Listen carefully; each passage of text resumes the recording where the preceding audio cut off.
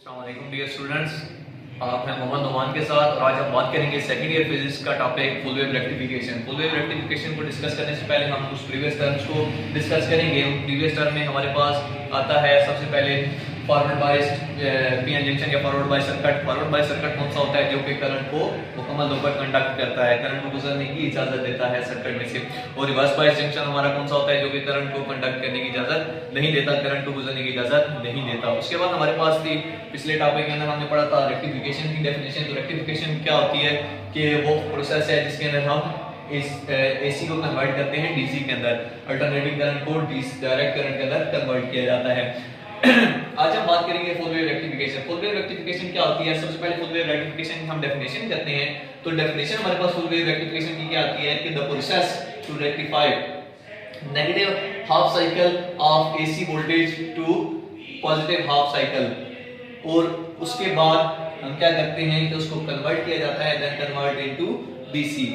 सबसे पहले हमारे पास क्या होता है कि negative half cycle. Negative half cycle कौन सा होता है? ये पॉजिटिव हाफ साइकिल है और ये हमारा नेगेटिव हाफ साइकिल है। हाफ वेव रेक्टिफिकेशन के अंदर हमने पढ़ा था कि हमारा ये जो नेगेटिव हाफ साइकिल जो वोल्टेज होती है नेगेटिव हाफ साइकिल में वो सारी जाया चली जाती है। लेकिन फुल वेव रेक्टिफिकेशन में क्या होता है कि इस नेगेटिव हाफ साइकिल को हम कन्वर्ट करते हैं पॉजिटिव हाफ साइकिल में और उसके बाद उसको कन्वर्ट किया जाता है डीसी में इस फॉर्म के अंदर कि हमारा नेगेटिव हाफ साइकिल भी पॉजिटिव हाफ साइकिल की फॉर्म में शो होता है।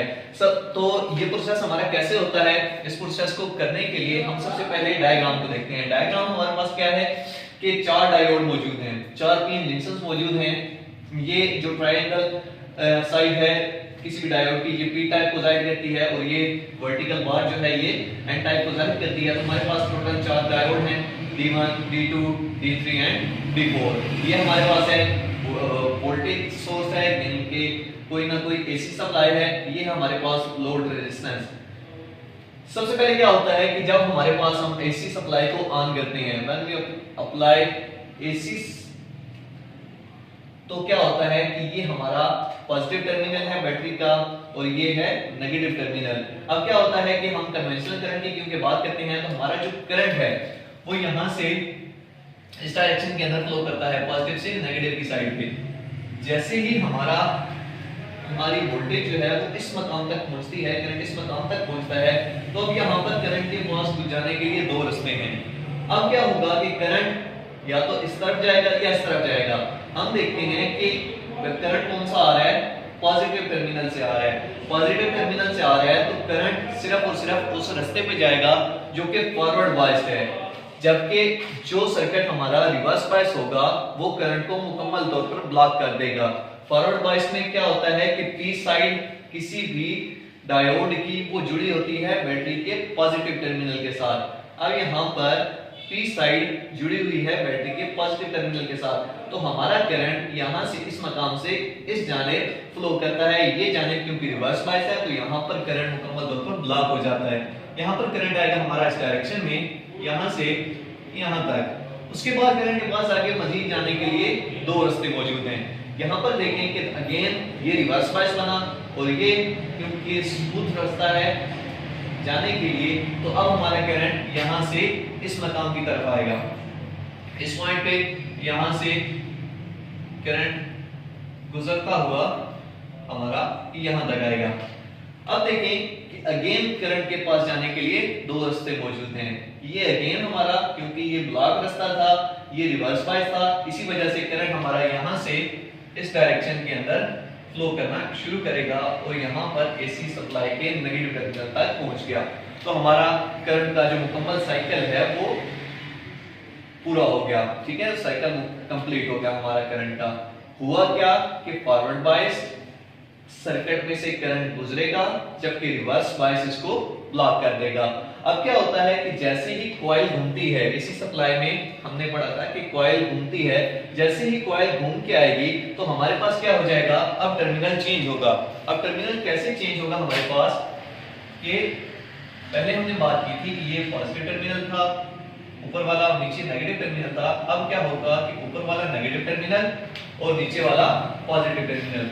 अब हम करंट की डायरेक्शंस को देखते हैं।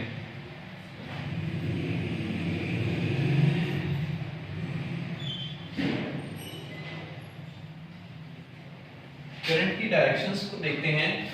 अब क्या होता है हमारे पास कि अब करंट हमने कन्वेंशनल करंट की बात करनी है, तो कन्वेंशनल करंट यहां से इस डायरेक्शन में आएगा, यहां से। अब यहां पर करंट के पास गुजरने के लिए दो रास्ते मौजूद हैं, तो करंट किस डायरेक्शन में जाएगा, ये जाएगा टुवर्ड्स D4।